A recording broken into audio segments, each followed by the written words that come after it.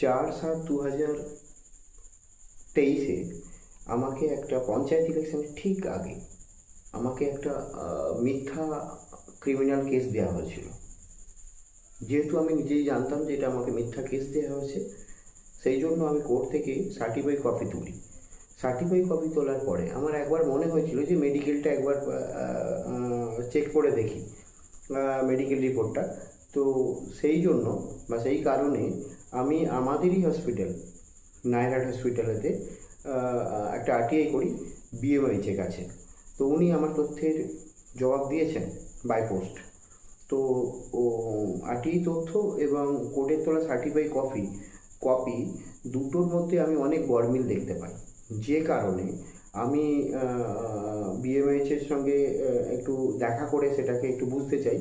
তো যাই হোক, আমি কিছুদিন আগে আমি ওনাকে ফোন করি।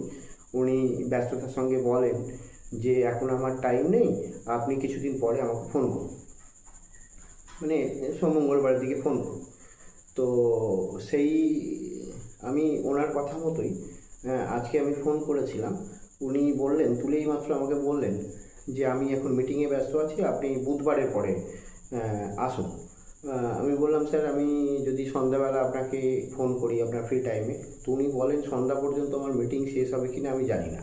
আমার মনে হয়েছে যে উনি কী ধরনের মিটিং করছেন আমি জানি না, উনি ইচ্ছা করেই আমাকে ঘোরাচ্ছেন।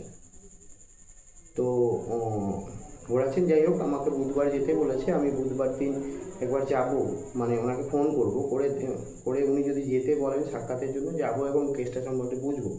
এখন আমার এটা মনে হচ্ছে যে উনি আবার ফের বুধবার আমাকে ঘোরাবেন না, তো উনি কি ইচ্ছা করে ঘোরাচ্ছেন নাকি প্রকৃতিই উনি ব্যস্ত?